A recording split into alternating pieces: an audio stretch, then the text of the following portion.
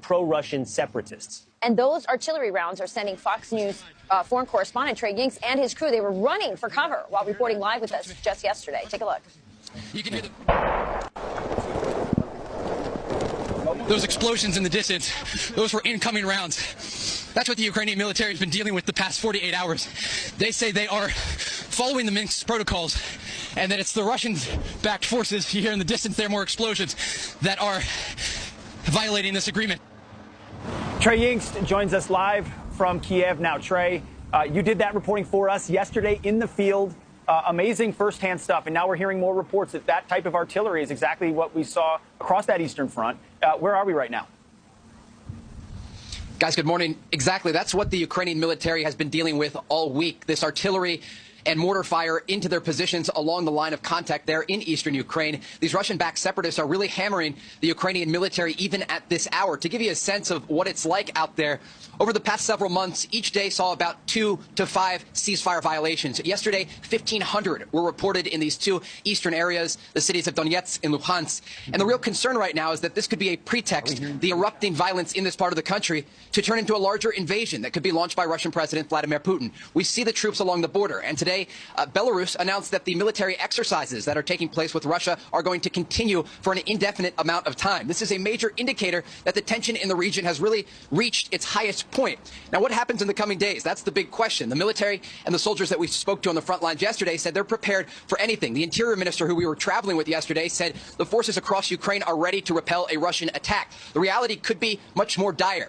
Right now, the Ukrainian military continues to ask for foreign assistance in the forms of anti-aircraft missiles, air defense, and anti-tank missiles. While weapons are still arriving here in the capital of Kiev to be dispersed throughout the country, it's simply not enough for the nearly 200,000 Russian troops that are estimated to be on the borders of Ukraine. Back to you. Trey, that's a great update. So I'd love to take you back to yesterday and that footage, which took place right here on Fox and Friends Weekend. It was amazing footage, firsthand account of what you were going through with those Ukrainian troops. Can you give us a little bit more context? We're describing it as eastern Ukraine, but I'm curious, where are you in relation, that field we're watching you run down, that mud road, where are you? Just on the outskirts of a city? Where are the separatists? Where are the Ukrainian front lines? I'm just curious geographically what kind of situation you're dealing with, urban, just outside of the urban area. What is the front line? The front line looks very much like World War I. We were inside the trenches with these troops, and it's quite muddy, cold, and difficult conditions for these soldiers. And they're used to taking this type of incoming fire, but we were with a group of journalists and a group of soldiers who were part of this delegation traveling with the interior minister.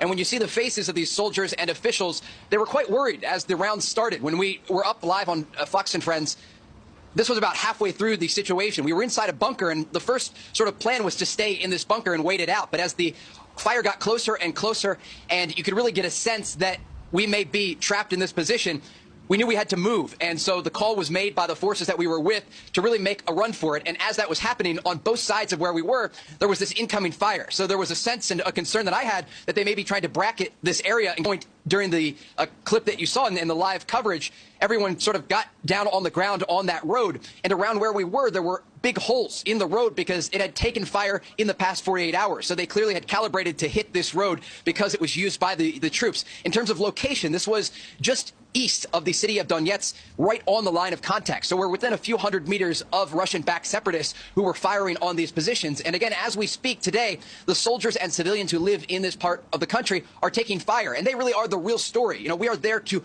report and tell their story. And then we're able to come back to the capital of Kiev. Right now, we are standing on a balcony, and the city behind us is quite calm. These soldiers and civilians on the front line, they have to deal with this every single day. And that's really the concern for this country, is that the fighting and violence that are erupting in the eastern part of the country right now could consume all of Ukraine in the coming days. Yeah, and Trey, you know, the president of Ukraine is really getting very forceful, or at least speaking up much more loudly with publicly about President Biden and asking him to bring on sanctions now as a way to stop more aggression from the Russians. What are you hearing on, and not wait till after things get worse to do the sanctions? What are you hearing on the ground? I mean, you're talking to Ukrainians, the soldiers and people in the civilian population. Where are they with this? Do they also want sanctions now? Ukrainian officials absolutely want sanctions to go into effect today. And we saw Ukrainian President Volodymyr Zelensky yesterday in Munich calling for these sanctions, but also making very clear that Ukraine does want to pursue NATO membership. Now, by doing that, he is directly speaking to Russian President Putin and addressing the major concern that he has that Ukraine ultimately could become a member of this defense alliance. So it was seen by the international observers as really a direct request, but also a direct rebuke to the Russians, who are very clear. If Ukraine pursues this path, they will not let that happen.